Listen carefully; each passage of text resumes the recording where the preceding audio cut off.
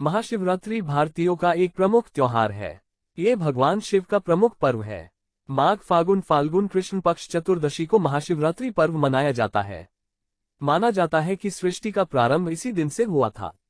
पौराणिक कथाओं के अनुसार इस दिन सृष्टि का आरंभ अग्निलिंग, जो महादेव का विशालकाय स्वरूप है, के उदय से हुआ। इसी दिन भगवान शिव का विवाह देवी पार्वती के साथ हुआ था। महाशिवरात्रि के दिन भगवान शिव व पत्नी पार्वती की पूजा होती है। ये पूजा व्रत रखने के दौरान की जाती है। साल में होने वाली 12 शिवरात्रियों में से महाशिवरात्रि को सबसे महत्वपूर्ण माना जाता है। भारत सहित पूरी दुनिया में महाशिवरात्रि का पावन पर्व बहुत ही उत्साह के साथ मनाया जाता है। 3 कश्मीर शैव मत में इस त्योहार को हर रात्रि और बोलचाल में हे रात या हेर्थ भी कहा जाता है। 4-5 शिकारी कथा। एक बार पार्वती जी ने भगवान शिवशंकर से पूछा, ऐसा कौन सा श्रेष्ठ तथा सरल व्रत पूजन है जिससे मृत्युलोक के प्राणी आपकी कृपा सहज ही प्राप्त कर लेते हैं। उत्तर में शिवजी ने पार्वती को शिवरात्रि के व्रत का विधान बताकर यह कथा सुनाई। एक बार चित्रभानु नामक एक शिकारी था। पशुओं की हत्या करके वह अपने कुटुंब को पालता था। वह एक साहूकार का ऋणी था, लेकिन उसका ऋण समय पर न चुका सका। क्रोधित साहूकार ने शिकारी को शिवमठ में बंदी बना लिया। संयोग से उस दिन शिवरात्रि थी। शिकारी ध्यानमग्न होकर शिव संबंधी धार्मिक बातें सुनता रहा। चतुर्दशी को उसने शिवरात्रि व्रत की कथा भी सुनी। संध्या होते ही साहूकार ने उसे अपने पास बुलाया और ऋण चुकाने के विषय में बात की। शिकारी अगले दिन सारा ऋण लौटा देने का वचन देकर बंधन से छूट गया। अपनी दिनचर्या की भांति वह जंगल में शिकार के लिए निकला, लेकिन दिन भर बंदी गृह में रहने के कारण भूख प्यास से व्याकुल था। शिकार करने के लिए वह एक तालाब के किनारे बेल वृक्ष पर पड़ाव बनाने लगा। बेल वृक्ष के नीचे शिवलिंग था जो बिल्वपत्रों से ढका हुआ था। शिकारी को उसका पता न चला। 7 पड़ाव बनाते समय उसने जो टहनियां तोड़ी वे संयोग से शिवलिंग पर गिरी।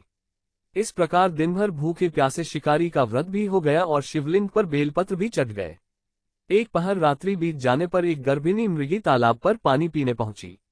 शिकारी ने धनुष पर तीर चढ़ाकर ज्यों ही प्रत्यंचा खींची, मृगी बोली, मैं गर्भिणी हूं, शीघ्र ही प्रसव करूंगी। तुम एक साथ 2 जीवों की हत्या करोगे, जो ठीक नहीं है। मैं बच्चे को जन्म देकर शीघ्र ही तुम्हारे समक्ष प्रस्तुत हो जाऊंगी, तब मार लेना। शिकारी ने प्रत्यंचा ढीली कर दी और मृगी जंगली झाड़ियों में लुप्त हो गई। कुछ ही देर बाद एक और मृगी उधर से निकली। शिकारी की प्रसन्नता का ठिकाना न रहा। समीप आने पर उसने धनुष पर बाण चढ़ाया। तब उसे देख मृगी ने विनम्रतापूर्वक निवेदन किया, हे पार्वती, मैं थोड़ी देर पहले ऋतु से निवृत्त हुई हूँ। कामातुर विरहिणी हूँ। अपने प्रिय की खोज में भटक रही हूँ। मैं अपने पति से मिलकर शीघ्र ही तुम्हारे पास आ जाऊंगी। शिकारी ने उसे भी जाने दिया। 2 बार शिकार को खोकर उसका माथा ठनका। वह चिंता में पड़ गया। रात्रि का आखिरी पहर बीत रहा था। तभी एक अन्य मृगी अपने बच्चों के साथ उधर से निकली। शिकारी के लिए ये स्वर्णिम अवसर था। उसने धनुष पर तीर चढ़ाने में देर नहीं लगाई। वह तीर छोड़ने ही वाला था कि मृगी बोली, हे पार्वती, मैं इन बच्चों को इनके पिता के हवाले करके लौट आऊंगी। इस समय मुझे शिकारी हंसा और बोला, सामने आए शिकार को छोड़ दूं, मैं ऐसा मूर्ख नहीं। इससे पहले मैं 2 बार अपना शिकार खो चुका हूँ। मेरे बच्चे भूख प्यास से तड़प रहे होंगे। उत्तर में मृगी ने फिर कहा, जैसे तुम्हें अपने बच्चों की ममता सता रही है, ठीक वैसे ही मुझे भी। इसलिए सिर्फ बच्चों के नाम पर मैं थोड़ी देर के लिए जीवनदान मांग रही हूँ। हे पार्वती, मेरा विश्वास कर, मैं इन्हें इनके पिता के पास छोड़कर तुरंत लौटने की प्रतिज्ञा करती हूँ। मृगी का दीन स्वर सुनकर शिकारी को उस पर दया आ गई। उसने उस मृगी को भी जाने दिया। शिकार के अभाव में बेल वृक्ष पर बैठा शिकारी बेलपत्र तोड़ तोड़कर नीचे फेंकता जा रहा था। पौ फटने को हुई तो एक हृष्ट-पुष्ट मृग उसी रास्ते पर आया। शिकारी ने सोच लिया कि इसका शिकार वह अवश्य करेगा।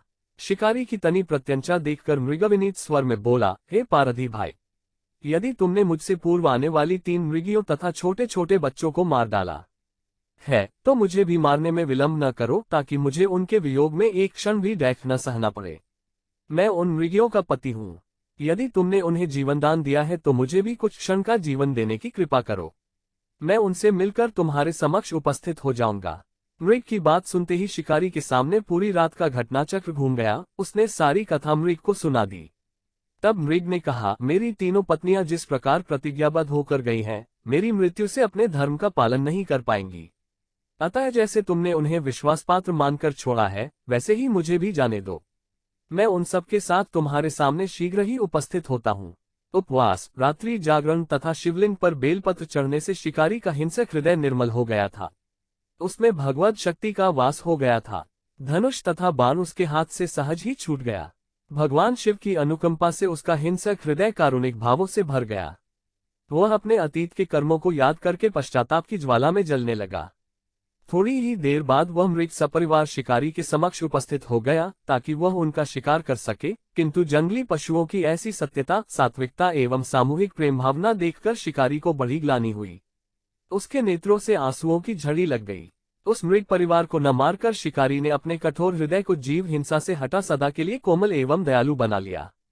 देवलोक से समस्त देव समाज भी इस घटना को देख रहे थे। घटना की परिणति होते ही देवी देवताओं ने पुष्प वर्षा की। तब शिकारी तथा मृग परिवार मोक्ष को प्राप्त हुए।